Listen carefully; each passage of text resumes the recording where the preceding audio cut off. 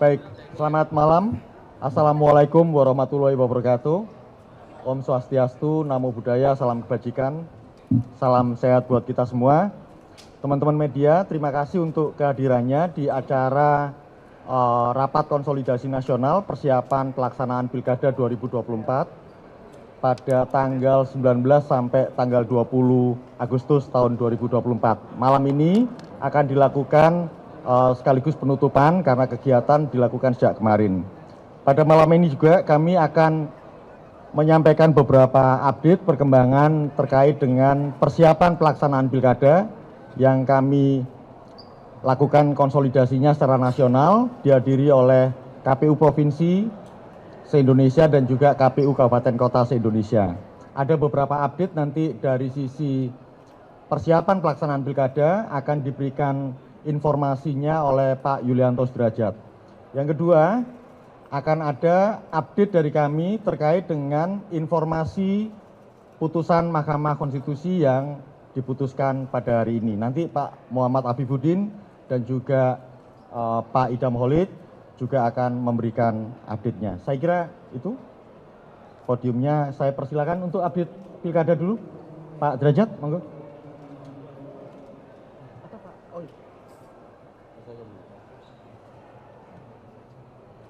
Baik, bismillahirrahmanirrahim. Assalamualaikum warahmatullahi wabarakatuh. Rekan-rekan media yang saya hormati, pada kesempatan ini kami ingin menyampaikan terkait dengan konsolidasi nasional penyelenggaraan Pilkada Serentak 2024. Seperti diketahui, pada tanggal 19 dan 20 ini KPU mengundang seluruh jajaran kami di tingkat provinsi dan tingkat kabupaten kota. Kami mengundang seluruh pimpinan, ketua dan anggota serta sekretaris di 38 provinsi dan seluruh kabupaten kota. Pada prinsipnya konsolidasi ini menegaskan bahwa KPU siap menyelenggarakan Pilkada Serentak 2024. Tahapan yang tinggal 98 hari lagi, kami persiapkan sebaik-baiknya dan tahapan terdekat adalah pendaftaran pasangan calon untuk di 545 daerah ya, baik untuk paslon gubernur maupun bupati wali kota. Banyak hal yang telah kami sampaikan, berikan pemahaman kepada seluruh jajaran terkait dengan tahapan penyelenggaraan pilkada ini. Berikutnya juga kami juga mengundang seluruh stakeholder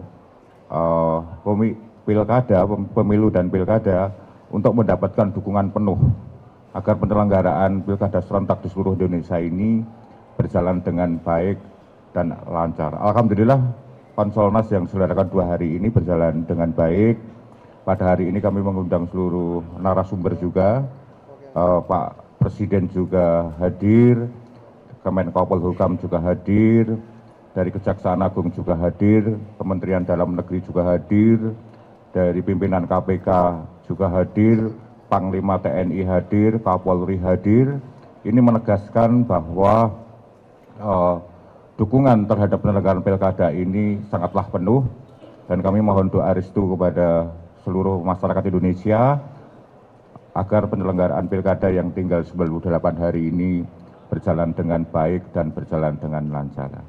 Saya kira itu saja ya update-nya untuk konsolidasi nasional penyelenggaraan Pilkada Serentak 2024 yang diselenggarakan oleh KPU Republik Indonesia yang melibatkan seluruh jajaran KPU Provinsi dan KPU Kabupaten Kota.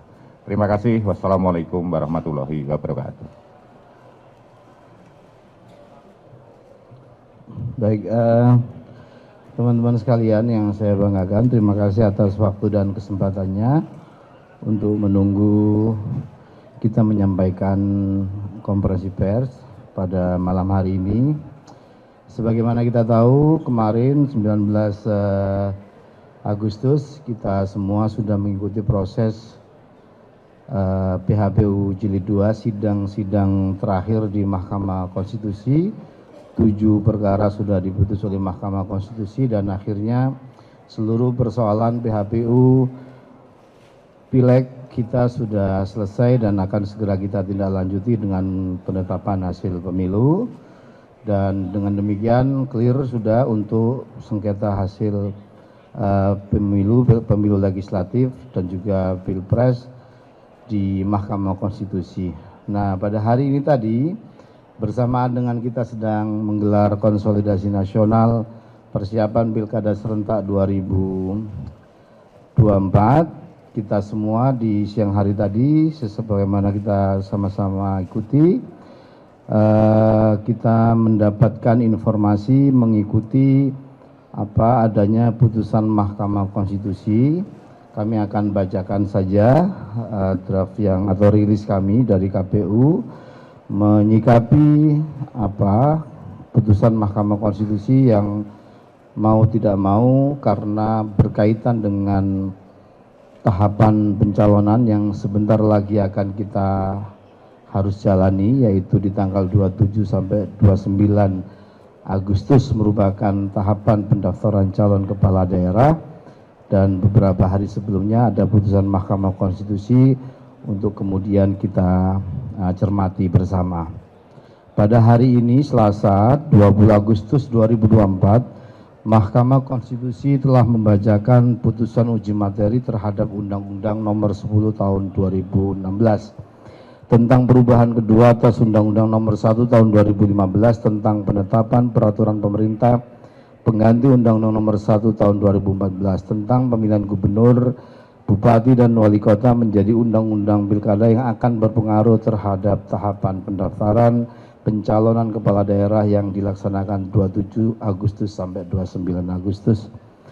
Dalam hal ini terdapat beberapa putusan Mahkamah Konstitusi yang secara substansi akan berpotensi merubah persyaratan pencalonan kepala daerah sebagaimana diatur dalam Peraturan KPU Nomor 8 Tahun 2024 tentang pencalonan gubernur dan wakil gubernur, bupati dan wakil bupati, wali kota dan wakil wali kota sebagaimana di PKPU 8 2024, yaitu putusan nomor 60 garing PU 22 Romawi garing 2024 yang dimohonkan oleh Partai Buruh dan Partai Gelora terkait dengan penafsiran konstitusional Mahkamah Konstitusi terhadap ketentuan pasal 40 ayat 1 Undang-Undang Pilkada yang secara tekstual diatur juga dalam pasal 11 ayat 1 PKPU 8 2024 sebagaimana yang dituangkan dalam amar putusan terkait dengan persyaratan partai politik atau gabungan partai politik dapat mendaftarkan pasangan calon jika telah memenuhi persyaratan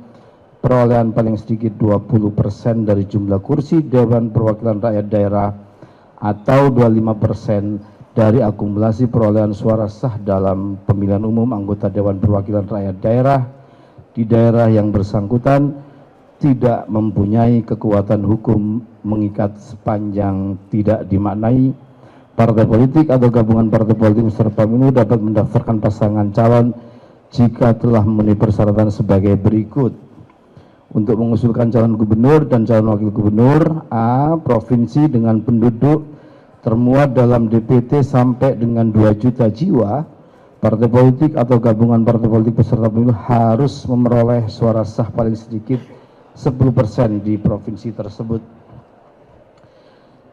Provinsi dengan jumlah penduduk yang termuat dalam DPT tetap dalam DPT lebih dari 2 juta jiwa sampai dengan 6 juta jiwa, partai politik atau gabungan partai politik harus memperoleh suara sah paling sedikit 8,5% di provinsi tersebut.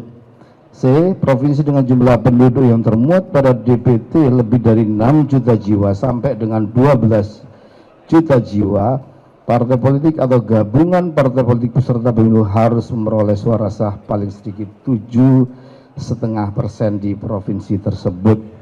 D. Provinsi dengan jumlah penduduk yang termuat DPT-nya lebih dari 12 juta jiwa, partai politik atau gabungan partai politik peserta pemilu harus memperoleh suara sah paling sedikit 6,5% di provinsi tersebut. Untuk mengusulkan calon bupati dan calon wakil bupati, calon wali kota dan wali kota, A. Kabupaten kota dengan jumlah penduduk termuat pada DPT tetap pada DPT dengan 250.000 jiwa, partai politik atau gabungan partai peserta pemilu harus memperoleh suara sah paling sedikit 10% di kabupaten kota tersebut. B. Kabupaten kota dengan jumlah penduduk yang termuat pada daftar pemilih tetap 250.000 sampai dengan 500.000 jiwa, partai politik atau gabungan partai politik peserta pemilu harus memperoleh suara sah paling sedikit 8,5% di kabupaten kota tersebut. C. Kabupaten kota dengan jumlah penduduk yang termuat pada daftar pemilih tetap lebih dari 500.000 sampai dengan 1 juta jiwa, partai politik atau gabungan partai politik peserta pemilu harus memperoleh suara sah paling sedikit 7,5% di kabupaten kota tersebut. D. Kabupaten kota dengan jumlah penduduk yang termuat dalam DPT lebih dari 1 juta jiwa, partai politik atau gabungan partai politik harus memperoleh suara sah paling sedikit 6,5% di kabupaten kota tersebut. Teman-teman sekalian, selain itu Mahkamah Konstitusi juga membatalkan pasal 40 ayat 3 Undang-Undang Pilkada yang mengatur dalam hal partai politik atau gabungan partai politik mengusulkan pasangan calon menggunakan ketentuan peroleh paling sedikit 25% dari akumulasi perolehan suara sah sebagaimana dimaksud pada ayat 1. Ketentuan itu hanya berlaku untuk partai politik yang berhak kursi di Dewan Perwakilan Rakyat Daerah yang secara tekstual diatur dalam pasal 11 ayat 3 PKPU 8 2024. Kedua, putusan Mahkamah Konstitusi nomor 70 PUU 22 Romawi garing 2024 terkait dengan persyaratan batas usia calon kepala daerah yang diatur dalam pasal 7 ayat 2 huruf C Undang-Undang Pilkada yang harus dipenuhi dalam proses pencalonan yang bermuara pada penetapan calon sebagaimana yang dituangkan dalam pertimbangan putusan Mahkamah Konstitusi di halaman 50.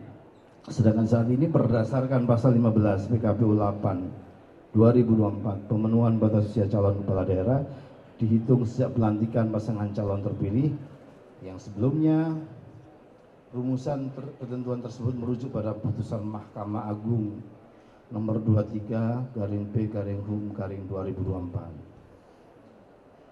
Mengingat kedudukan putusan Mahkamah Konstitusi adalah self-executing, segera berlaku tanpa berubah undang-undang. Dalam hal ini, teman-teman sekalian, KPU mengambil langkah-langkah sebagai berikut. Pertama, kami akan mengkaji lebih detail lagi salinan putusan Mahkamah Konstitusi tersebut, lebih komprehensif lagi untuk memahami secara utuh persyaratan calon kepala daerah yang konstitusional pasca putusan Mahkamah Konstitusi. Yang kedua, kami akan melakukan konsultasi dengan DPR dan pemerintah dalam rapat dengar pendapat terkait dengan putusan Mahkamah Konstitusi tersebut dan segera kami akan bersurat resmi ke Komisi 2 atau DPR. Yang ketiga, kita menyosialisasikan kepada partai politik terkait adanya putusan ini. Yang keempat, tentu kami akan melakukan langkah-langkah lainnya yang diperlukan dalam rangka menindaklanjuti putusan Mahkamah Konstitusi sebelum tahapan pendaftaran calon kepala daerah dilaksanakan, termasuk melakukan perubahan PKPU 8 2024 sesuai dengan mekanisme pembentukan peraturan perundang-undangan. Ada konsultasi dan seterusnya tadi itu dengan memperhatikan tahapan dan jadwal pemilihan tahun 2024 sebagaimana tertera dalam peraturan KPU nomor 2 tahun 2024. Teman-teman sekalian, Bapak Ibu sekalian, artinya KPU sebagaimana yang sudah akan melakukan langkah-langkah yang memang sudah seharusnya kita lakukan, konsultasi, membahas dengan para pihak untuk kemudian mengkaji putusan Mahkamah Konstitusi yang memang dibacakan beberapa hari menjelang masa pendaftaran calon kepala daerah akan segera dimulai. Demikian sebagai tindak lanjut atau sikap KPU atas putusan Mahkamah Konstitusi pada hari ini. Untuk selanjutnya kami pasti akan menginformasikan hal-hal berkaitan dengan perkembangan tahapan pilkada, perkembangan pendaftaran calon kepala daerah, dan juga pastinya perkembangan tahapan-tahapan lainnya secara periodik nanti kita akan sampaikan ke teman-teman media. Selanjutnya kami persilakan teman-teman yang lain jika ada materi yang ditambahkan. Silakan Pak Idam.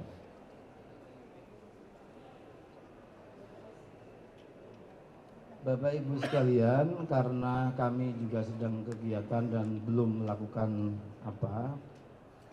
arahan dari pimpinan KPU RI sekaligus penutupan kegiatan, kami dari KPU RI menyampaikan terima kasih atas atensi dan kesabaran teman-teman, karena juga sore tadi salinan putusan Mahkamah Konstitusi baru kita terima dan kita baru bisa bertemu pada malam hari ini. Terima kasih atas waktu dan kesempatannya. Assalamualaikum warahmatullahi wabarakatuh.